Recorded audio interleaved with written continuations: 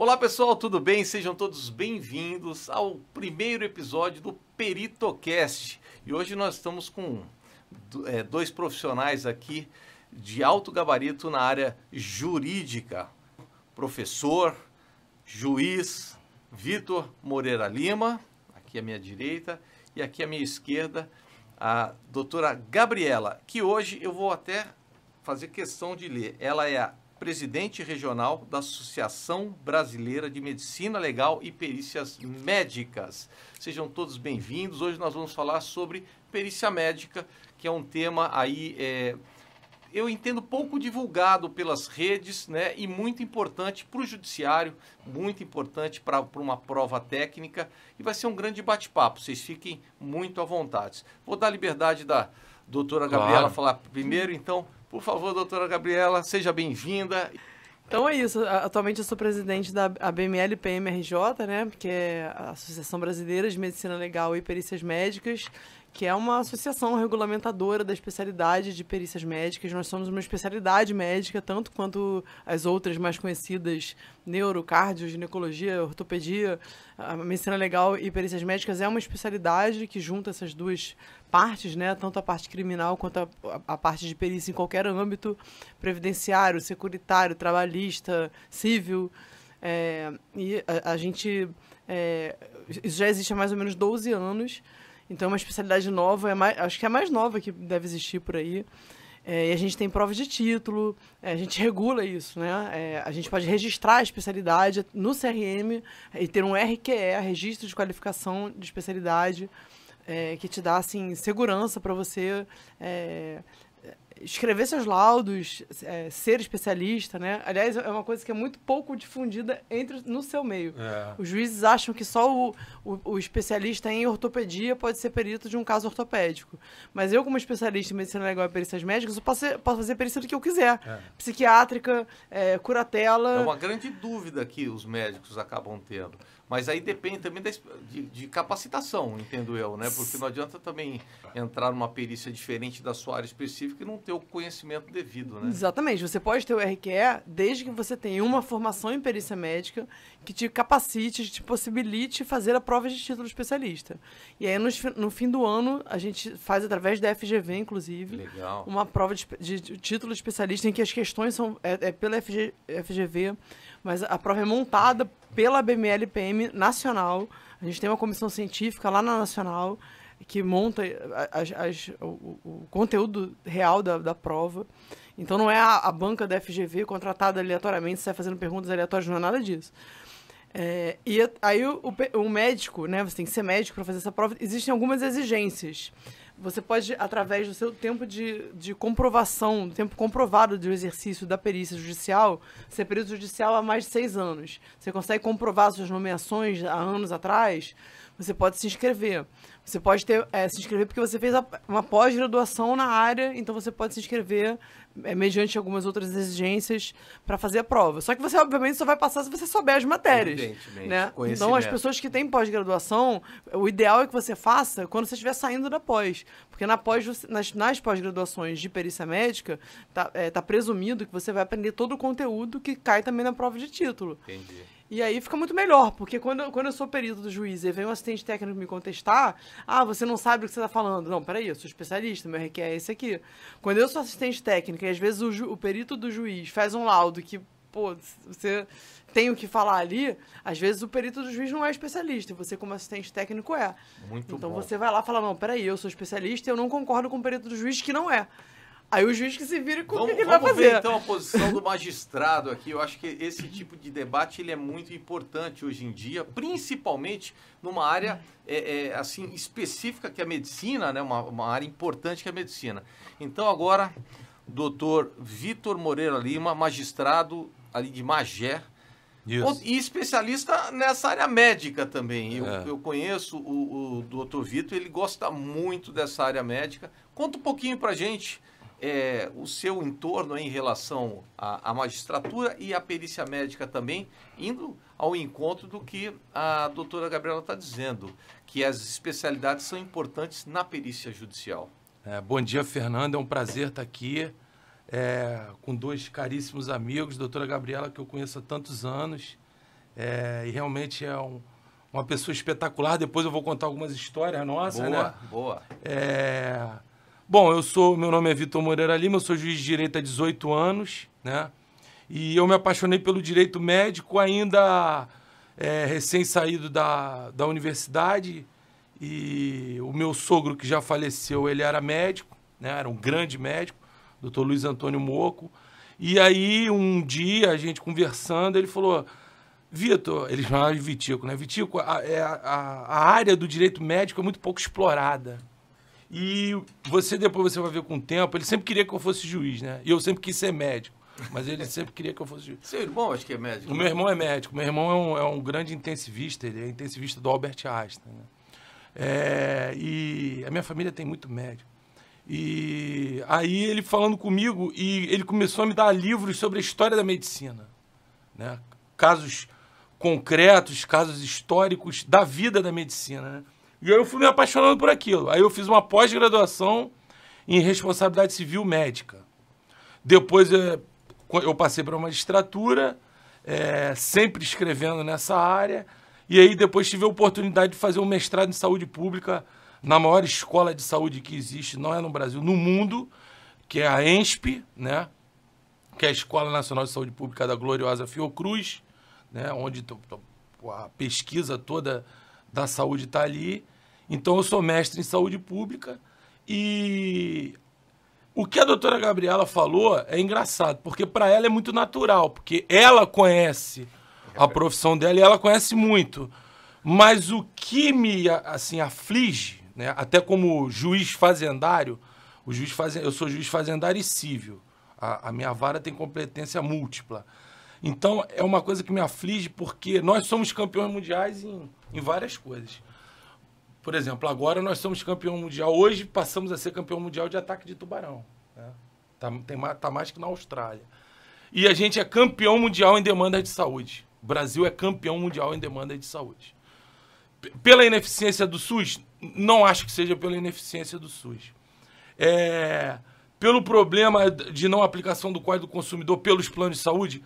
Também não acho que seja isso. A gente tem uma judicialização na saúde que passa pelo desconhecimento da norma técnica.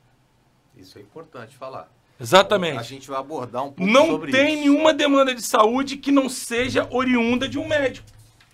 Exemplo, a pessoa passa um medicamento experimental que não está nem no rol da Anvisa, que não está nem registrado na Anvisa, nem está no rol da ANS e muito menos foi uma tecnologia que foi incorporada pelo SUS. E o médico passa isso. Alguns médicos ainda falam assim, não entra na justiça que o juiz vai dar. Entendeu? É o que você estava conversando ali fora. E aí, muitas vezes, o médico se vê órfão, né? Entre duas coisas. Primeiro, a culpa persiste, porque o juiz é um ente solitário, né? Igual o perito. E, às vezes, você carrega muitas culpas. Você fica entre a cruz e a espada. Essa pessoa pode morrer se eu não der isso, mas se eu der, eu posso impactar todo um sistema. Será que ela precisa realmente ou será que isso não é uma distanásia? Para quem não sabe o que é distanásia, distanásia é a obstinação terapêutica do médico, que é vedado por lei. E tem gente que nem sabe que tem lei falando isso. A maioria dos médicos não sabem, né? E aí você vai recorrer a quem? A um perito médico. E aí o juiz precisa de um perito médico que saiba tudo isso. E a maioria não sabe. Mas vamos falar sobre isso, então. É importante ter levantado, até para a doutora Gabriela, quando nas nomeações que a gente acaba recebendo dos magistrados, muitas vezes a gente não tem a especialidade necessária, né? E acaba recebendo a nomeação. Num caso desse tipo, até porque entendo que o banco de dados dos tribunais são restritos em especialidades. Talvez não tenham todas as especialidades médicas. Nosso banco de dados é por especialidade. Mas existem duas coisas completamente diferentes. O juiz, o próprio Código de Processo Civil, ele diz que é uma faculdade do juiz ele nomear um perito que seja de sua confiança. Na verdade, o perito nem precisa ser médico, né? Não é isso? Na legislação, exatamente. Uma pessoa de nível superior que tem compromisso na existência do profissional da área. Pode chamar. Pode. Isso é muito... Até na área criminal, né? O próprio Código de Processo Penal, ele determina isso. nos crimes que deixam vestígios, na questão da medicina legal, na falta de um médico, você pode nomear alguém que pode ser um veterinário. Teve um caso interessantíssimo, óbvio que isso na época das ordenações manuelinas, quando a gente ainda tinha a figura do juiz de fora, que era um juiz que vinha da corte, ele ficava aqui alguns meses para julgar todos aqueles casos. E ele foi numa comarca pequena, eu não me engano, eu não me lembro qual foi a comarca, e não havia um médico. Né? Era um caso foi uma empalação, se eu não me engano. E aí ele chamou um açougueiro. Isso está nos anais do direito processual penal, né? Na criminologia. Quando eu era diretora lá do ML, né, a gente teve uma situação... Existem os CAACs, Centro de Atendimento ao Adolescente e à Criança. O CAAC que realmente funciona, que eu conheço, funciona dentro do Hospital Souza Guiar. E é um centro grande, porque a criança às vezes dá entrada pelo hospital com uma violência, às vezes uma suspeita de crime sexual. Eu já peguei lá muita criança com DST, com doença sexualmente transmissível, sem histórico de violência sexual real, mas aí um médico atendeu por algum motivo, percebeu isso, aí existe uma delegacia montada dentro desse CAAC. Então a criança vai ser ouvida ali por profissionais que sabem ouvir as crianças, psicólogos, policiais que são psicólogos. Tem 2 pessoas que eu conheço que trabalham lá. Aí eles chamam um perito, que sempre fui eu, desde que inaugurou. E aí, porque não dá para deslocar um perito do ML para lá. Então é uma coisa meio que voluntária. Aí, desde 2015, o diretor do ML era o Reginaldo Franklin, que é meu grande amigo, escritor de livro e tal. E ele, cara, eu não sei quem mandar, eu não sei o que eu vou fazer. Não, Reginaldo, deixa que eu te ajudo. E eu me apeguei a isso. Depois eu assumi a direção e eu também não tinha quem mandar, então eu falei, sou diretor, eu vou. Eu já saí da direção há um tempão, mas eu continuo indo. Não tem tido muita demanda, inclusive, recentemente. Talvez alguma coisa tenha mudado lá na Secretaria de Polícia que eu não saiba e está tendo menos demanda, eu tenho ido muito menos lá. Mas, enfim, aí a criança é ouvida por esses profissionais e eu fico com um inspetor de polícia que está ouvindo de uma sala que tem áudio, eu fico ouvindo com ele o que ele está ouvindo e fazendo a ocorrência. Assim, a gente não revitimiza essa criança. É a lei do depoimento especial, né? Mas eu tô falando isso só para dizer, né? Aí eu vou e examino a criança. Eu tô com um caso atual de uma criança que eu tô vendo toda semana porque eu não consigo entender o que aconteceu. Eu sou legista há 20 anos. Eu não consigo entender o que aconteceu na genitália da menina. Aí você vai ganhando confiança, a garota vai lembrando de umas coisas e vai contando. Não parece ter sido um crime sexual, parece ter sido um problema na escola em que um amigo introduziu um lápis, um sei lá o quê. Mas enfim, eu tô confusíssima com isso há quase um mês. E eu tenho esse tempo de voo. Imagina, eu vim ao assunto do CAAC para dizer que, como não tem médico lá, houve a possibilidade de contratar peritos ad hoc. Aí, na época, eu fui totalmente contra. Chamar, de repente, do Tribunal de Justiça? Ali médicos de outros lugares que possam ser peritos ad hoc nos CAACs. Gente, a pessoa não está acostumada com isso. Imagina, você vai condenar um monte de inocente, vai inocentar um monte de bandido, porque você vai olhar uma genitália de uma criança que não fala. Você não vai entender se é doença, se é trauma, se é crime sexual, entendeu? Eu fui totalmente contra. Então é melhor não funcionar o CAAC. Tem um CAAC em Nilópolis e um em São Gonçalo, em que funciona o resto.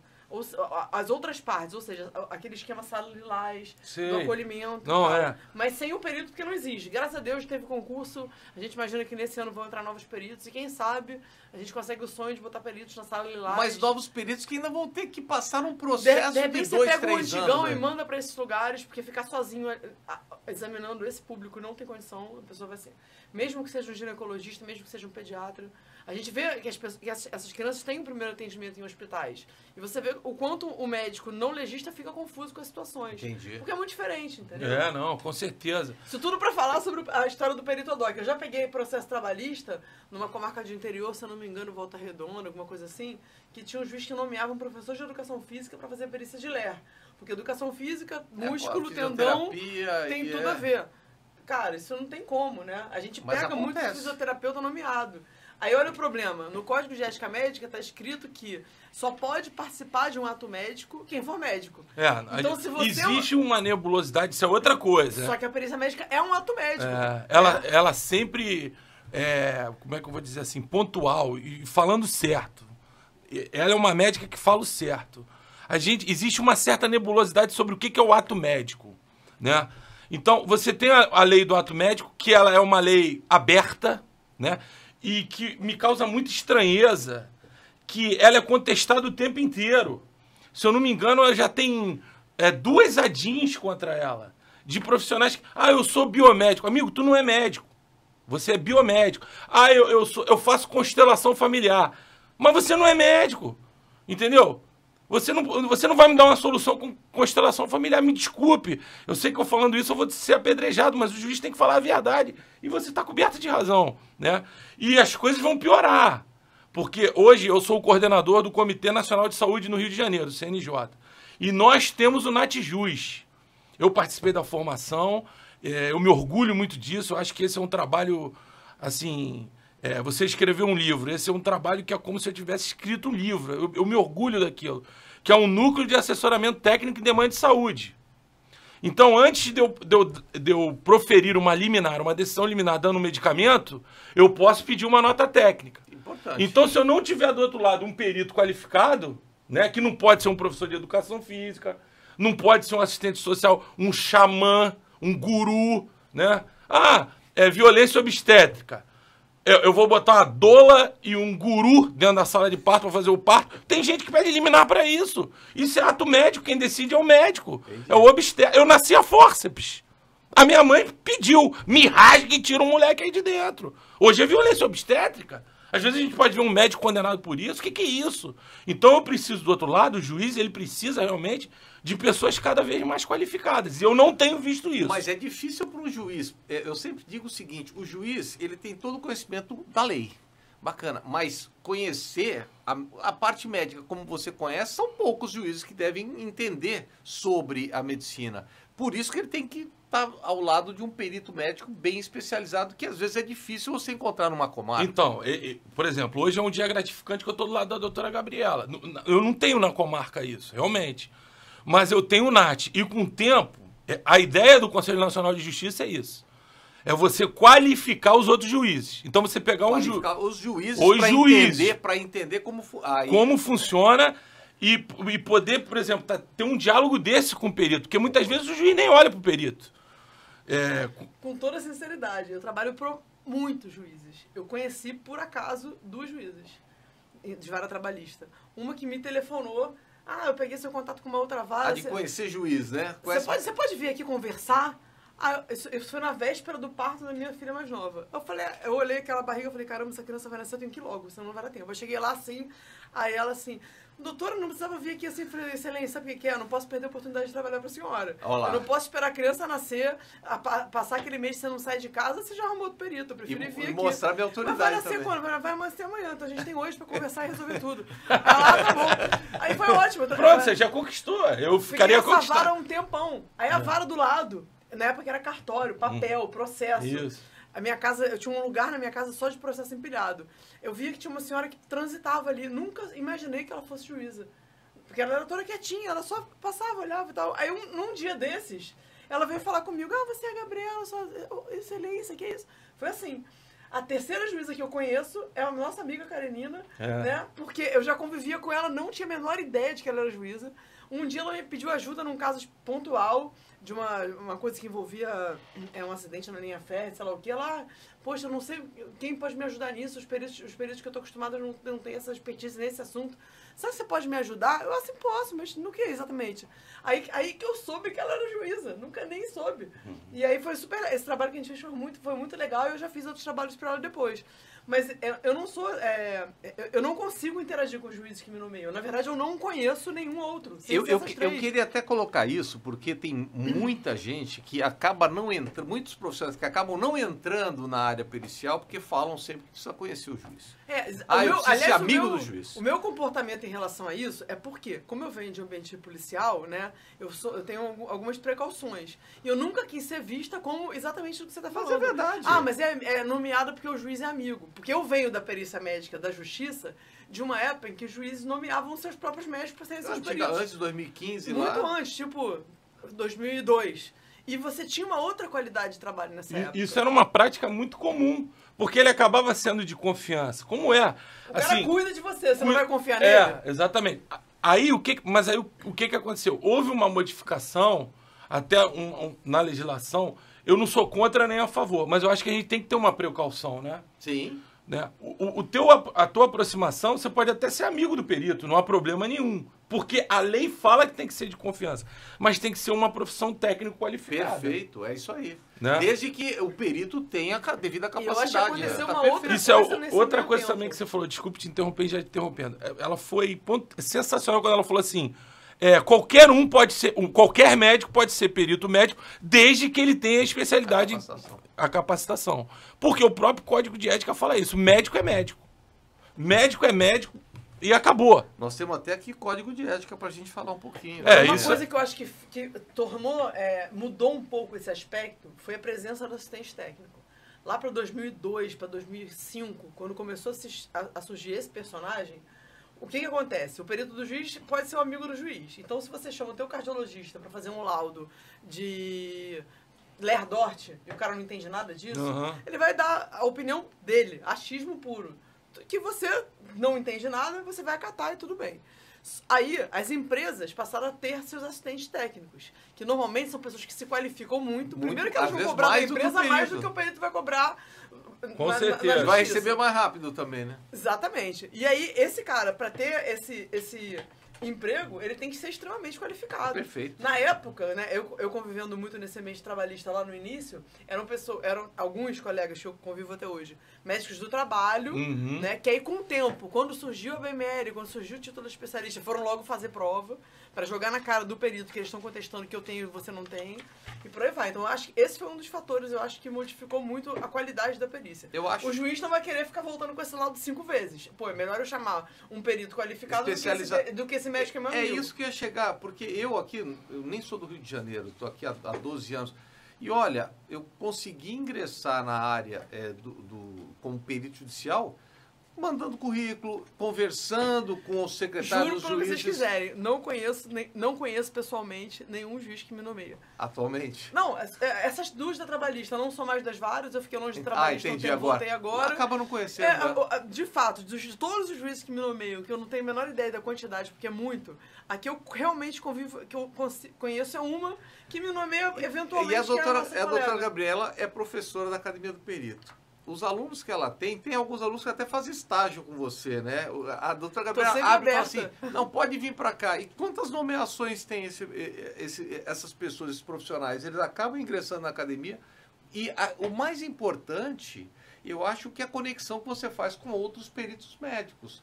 Porque a gente é muito, como você, magistrado, nós também na perícia acaba ficando muito isolado, sabe? A gente fica muito distante dos outros. Quando você consegue juntar na mesma tribo, fica muito mais fácil de caminhar esse assunto. Que a pessoa faz o nosso curso, consegue se cadastrar nos tribunais e começa a fazer perícia. É isso. Né? Aí, obviamente, ela vê uma perícia complicadíssima, tipo os assuntos que ele está falando, se ela não se sentir segura, ela não vai fazer. De repente, é um intensivista, é um oncologista, é um sei lá o que usa essas drogas pode declinar, complicadas, e ele vai conseguir, ele vai entender a matéria. E ele vai ter aprendido com a gente o básico sobre como fazer um laudo. Até porque, para aprender medicina, você faz o quê? A faculdade, né? Exatamente. O que vai acontecer com a galera que ingressa por esse meio, que é o mesmo de todo mundo, é que os que vão ficar vão se interessar. E vão querer fazer perícias de todos os tipos. A gente veio conversando assim, gostar do que faz. Exatamente. A perícia, para mim, eu gosto. O magistrado gosta do que faz, porque senão eu não aguento. Fala, doutor Vitor, o que você está aí, ali ó, no papel? Já até abriu o papel, eu falei... Não, é porque isso que ela falou, eu trouxe aqui... Olha lá. O juiz gosta sim. E não, já vai, é fato, não tem argumento. Não, isso fato. Que ela falou, inclusive, é um enunciado nosso do Conselho Nacional de Justiça, só para ler, porque, voltando ao que eu falei antes, que muito me assusta, né? Porque, parafraseando um grande filósofo, que para mim é o maior filósofo contemporâneo, faleceu há pouco tempo, que é Zygmunt Bauman, doutor Zig, a gente está vivendo uma sociedade da modernidade líquida, né? É tudo muito superficial, né? Então, às vezes, eu entro no Instagram, nessas coisas, eu sou meio avesso a essas coisas, e eu fico tão irritado que eu desligo, porque eu vejo o cara vendendo curso para perícia médica, o cara, sei lá, se o cara é advogado, aí bota lá especialista em direito médico. Aí o cara, você sabia que para ser perito médico não precisa de quase nada? Me procure. Não, irmão. Você precisa de muita coisa, né? E não procure quem não é um juiz ou quem não é um médico. Me desculpe, né? Porque senão você não vai... Como é que é o lugar de fala? Você não vai estar no lugar de fala. Aí tem um enunciado, que é o enunciado 24, que ele fala exatamente o que você falou. Cabe ao profissional da saúde assistente a prescrição terapêutica a ser adotada, ou seja, o médico do paciente. Havendo divergência entre o plano de saúde contratado e o prescritor, é garantida a definição de impasse através de junta médico-odontológica. Então agora você faz junta. Isso daqui é judicial. É dentro do plano de saúde, não é isso? É, eu tô falando no plano de saúde. No SUS isso já tinha. Entendi. Que é a audiência de inspeção judicial, na qual você chama os peritos para conversar. E a gente está começando a qualificar os colegas e cada vez estão fazendo mais isso. Que hesitam, às vezes, por não conhecer a matéria e não chamam o perito, porque eles podem se... Até o juiz fala, o que eu vou perguntar efetivamente? Né? Não, mas aí o que ele vai fazer? Ele vai presidir a junta. Entendi. Entendeu? Entendi. E daí por isso que é a necessária qualificação do perito. Entendeu? Tem vários exemplos, né? A gente veio conversando sobre isso. Eu peguei um caso uma vez, que era uma criança, que ela tinha um tumor aracnoide de cérebro, era inoperável, o resultado ia ser o óbito, e precisava de um tratamento paliativo, que era uma válvula eletroestimuladora no cérebro. O plano não queria pagar. Ó, eu não vou pagar. Aí ingressou-se com a ação, né? Nesse caso, você tem que analisar a questão do qualidade, qualidade de vida por dias de vida. E aí você vai ver se aquilo faz parte do mínimo existencial. Se aquilo ali está dentro de um direito daquela pessoa. Até porque existe uma lei garantindo o cuidado paliativo. Que é muito interessante, que era uma resolução que complementava o Código de Ética Médica. E ela foi alvo de uma ação civil pública movida pelo Ministério Público do Distrito Federal. O juiz não deu a liminar ao Ministério Público, não suspendeu os efeitos da resolução. O juiz conhecia direito médico. E aí o que aconteceu? O Ministério Público perdeu o prazo do recurso, transitou em julgado a sentença de improcedência, e à época, nas ações coletivas, houve uma modificação da lei. Mas naquela época, qualquer ação coletiva que fosse julgada improcedente, transitada em julgado, virava lei. Tinha força de lei. E pouca gente sabe disso. O assistente técnico não sabe disso, a maioria dos peritos médicos não sabe disso. Então é lei. Então tá garantido, né? E, assim, eu já sabia disso. Mas para, vamos dizer assim, incrementar a minha decisão, eu chamei um perito, né, até do CREMERG, o doutor André. E ele fez o relatório exatamente que vinha de encontro desse e a gente deu a liminar. O André Luiz, certo? Isso é. O atual diretor do MR. Um médico sensacional. Só não é melhor que você. E Ele sabe muito então, das coisas. É muito interessante, é uma matéria interessantíssima. Essa menina veio a óbito, óbvio, mas ela teve um final de vida do pai dela vir conversar comigo. Foi um momento que foi muito emocionante para mim. O juiz não pode chorar, não pode rir, né? E eu chorei, eu fui pro banheiro chorar para o cara não ver que eu tô chorando, que o juiz não chora. No qual ele falou, eu não vi a minha filha rir há muitos anos. E o senhor deu a oportunidade, antes dela partir, dela rir, comer comigo na mesa e tal. Tem algumas situações que a gente passa, né, em perícia, e talvez vocês chamam por assim, que a gente, cara, é inacreditável. Coisas que você, né... Daí a importância de um perito qualificado, né? Na periferia, principalmente, o pessoal é muito carente, né? E constitucionalmente a justiça precisa chegar para todo mundo. E eu faço muita área de consumo de energia, de água, em casas, residências muito simples. E tem um caso... você postando, né? Tem um caso emblemático que eu entrei numa residência, a pessoa não tinha geladeira. O chuveiro elétrico tinha um caninho saindo ali de água. E a conta da pessoa estava no mais de R$1.000. Ela tinha só uma televisão e algumas lâmpadas na casa dela. E se a gente não chega como perito lá para auxiliar, ela perde ainda a energia da casa dela, nem isso teria, né? Eu achei engraçado, porque nós não temos essa consciência. Como é que você pode viver sem geladeira? Eu, ingenuamente, falei, mas onde está a sua geladeira? Ela falou, não tenho. Eu falei, mas como é que você faz comida? Todo dia. Geralmente é uma estante assim, que tem uma capa tipo de geladeira com fecha-cledos. Era arroz e feijão todo dia. Mas a gente, quando você começa a falar de perícia médica, perícia geral e com magistrado, você trabalha numa área periférica do Rio de Janeiro, pessoas carentes. Pessoas carentes. Miseráveis. Miseráveis. A gente não consegue Que são as entender pessoas isso. que mais precisam da gente. É isso né? aí. É isso que Só eu uma ia coisa do chegar. André. O André é perito, ele é formado em Direito. Sei. Ele era lotado no ML de Macaé. Ia lá, dava o plantão dele e voltava. Mas aí, como eu sabia, eu conheci vagamente, eu percebi umas habilidades. Aí eu liguei pra ele um dia, uma sexta de manhã, e falei, André, queria te pedir uma coisa.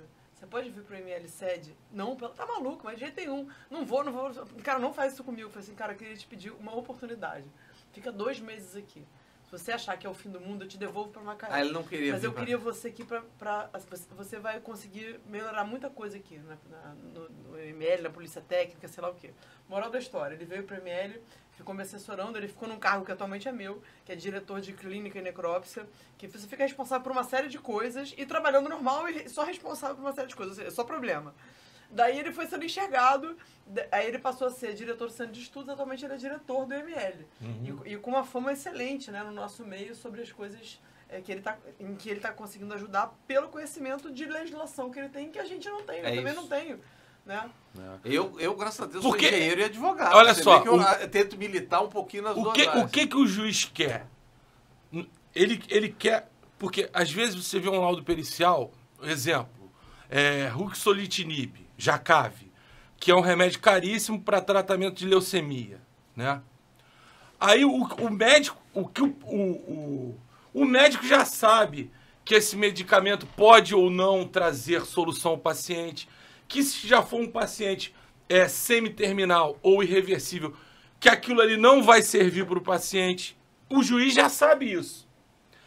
Ele precisa saber se naquele caso é indicado aquele tratamento. Então você não basta você vir com laudo, desculpa a expressão, vomitando Descrevendo a só. parte técnica. O ruxolitinib é fosfato de não sei o que, foi descoberto em não sei quem, porque tal. Ele tem um uso off-label para isso, Aí no final, conclusão. Ele não conclui. Eu concordo com você. Ele não Eu conclui. vejo muito perito não conclui. Na área médica é o que mais mas tem, não só na pela médica. falta de conhecimento. Não só na Por médica. exemplo, ela está falando do doutor André, que é um amigo nosso em comum. Ele é do comitê. Ele consegue juntar a legislação, a técnica médica, a clínica, né? E depois ele dá a solução. É isso aí. Não que eu esteja vinculado àquela solução. Eu posso chegar e falar Pode recusar o laudo e posso recusar o laudo. É uma das poucas hipóteses, porque o médico é outra coisa que nem médico sabe, me desculpe. Eu sei que vários médicos vão ver. Mas o cara tem fé pública. O médico é uma das poucas profissões. O juiz não tem fé pública. Porque imagina se o juiz tivesse fé pública. Ele não ia ser imparcial. Certifico que cheguei no horário da audiência. Certifico que sexta-feira estava na comarca. Ele vai certificar as próprias faltas dele? Não. O médico pode, porque o médico declara a vida, o médico declara a morte. Ela, por exemplo, tem um papel importantíssimo. Ela declara o estado da morte. Declara a morte do vivo, que é a chamada morte civil, que é a interdição. Olha a importância do médico. E aí entra, pela lei de registro, o médico tem fé pública. Então, uma das poucas hipóteses em que essa presunção de veracidade ela pode ser ultrapassada é no caso da perícia médica, no qual o juiz recusa o que o médico botou no papel. Caramba. Aí você vê, né? A gente conversando com outros médicos, volta e meia alguém faz a mesma piada pra mim várias vezes. O legal é que seus pacientes não te dão trabalho, né? Fala, se você não sabe o tamanho do Caraca, trabalho meu que problema é. não é com o meu paciente, o defunto não volta, né? O problema é a família. Nem fala, né? Que depende de coisas que você escreveu, é o juiz que vai questionar, o MP que vai ir pra cima de você, o próprio delegado que vai estar envolvido nisso tudo. E assim, numa comparação paralela a esse tipo de comentário. Perícia é tranquilo, é um monte de papel. É como se fosse diferente de uma neurocirurgia ou de uma cirurgia cardíaca. Que são coisas também, obviamente, que dependem de capacitação. Sim. Mas quando você está fazendo um laudo, né, de causas como algumas que a gente está falando aqui, você está definindo a vida de um monte de gente. Não, é óbvio. Quando você está falando de crime, quando você está falando, às vezes, de questões trabalhistas. A pessoa foi desligada de uma empresa, não tem mais o que comer, né? A empresa fez, aconteceu com ela e merece... A pessoa merece ser ressarcida pelo que ela passou ali em termos do que prejudicou a saúde dela. E vice-versa. Às vezes é uma empresa que está... Nem é uma empresa muito grande, mas que vai ter um prejuízo imenso em ter que ressarcir alguém de uma coisa que às vezes não tem que ser ressarcida. Então, a gente lida com coisas extremamente sérias.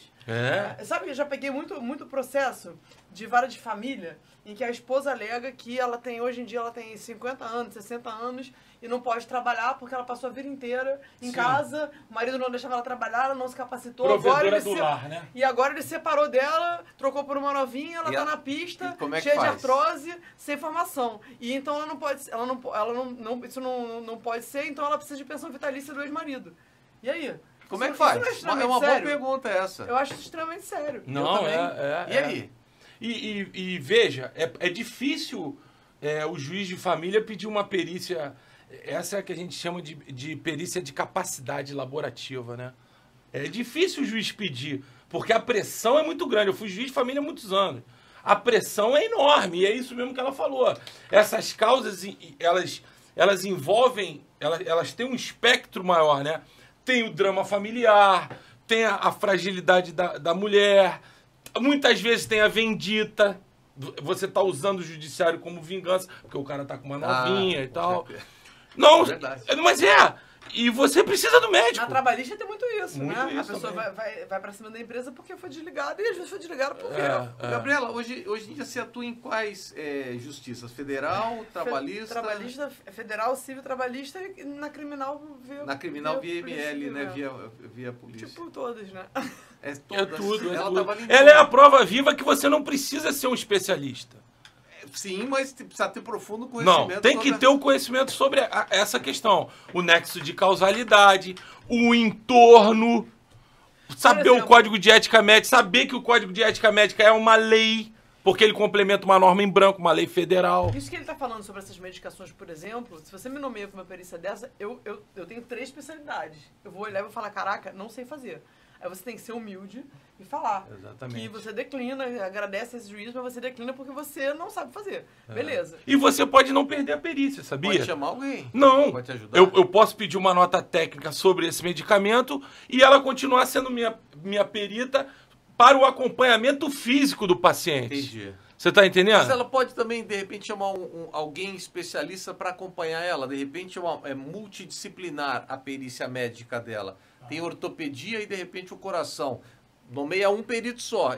Mas olha só. Se você tem especialistas em medicina legal e perícia médica, para que você vai nomear um monte de gente no mesmo processo? É complicado. Eu fiz uma perícia com o André de um parto normal em que houve um processo porque a menina quebrou a clavícula no parto. Aí nomearam um obstetra, que é o caso dele, ele é gineco-obstetra, para dizer se houve erro médico no parto. E como a menina ficou com uma sequela no braço, o ortopedista para falar sobre a sequela. O problema é que a gente nem considera que a sequela seja de erro médico. Lembra? Eu me lembro desse caso. caso. Eu lembro do nome da menina, não vou falar aqui. E ele me ligou, pediu... Mas e aí? Então, houve 2 perícias, porque sim. Mas se você nomeia um especialista em medicina legal e perícia médica para tudo, você não precisa de um obstetra. É o que eu acho muito mais com bom senso, né? Na verdade, eu fiz a valoração do dano que a garota sofreu, porque o juiz mandou, mas sem que não houve erro médico. O André entendeu que não houve erro médico. Então eu primeiro expliquei, não vou fazer então a perícia porque não houve erro médico. Então não tem nexo de causalidade entre a alegação e a sequela, então não tem sentido eu fazer a perícia. Até para não ter que me pagar. Alguém vai pagar isso em algum momento, né? Olha só, cara. Mesmo que seja só um momentinho, tá muito bom, mas agora a gente vai dar um descanso. Não, mas só pra terminar isso. O seu assunto. Por exemplo, esse caso, ela falou do Dr. André. Antes disso, eu queria falar, olha a ética da médica. Sim. Que muitos não têm. Eles estão pensando no dinheiro. E o juiz não é bobo. Ele sabe quem quer só dinheiro. Né? Agora, olha que questão interessante para a gente acabar. O doutor André, como ele conhece a legislação, ele tem a noção do que é o estado de necessidade médico. Sim. Eu vou ter que tirar aquela criança de qualquer maneira. Mesmo que para isso eu tenha que cometer um dano. O nome disso é dano iatrogênico. É o dano não indenizável. E a maioria não sabe disso. Meu Deus do céu. É muito assunto para a gente conversar numa live, num peritocast só. Mas vamos dar uma pausa, tomar um cafezinho. Já a gente volta com mais assuntos importantes e histórias pitorescas aí do mundo da perícia judicial.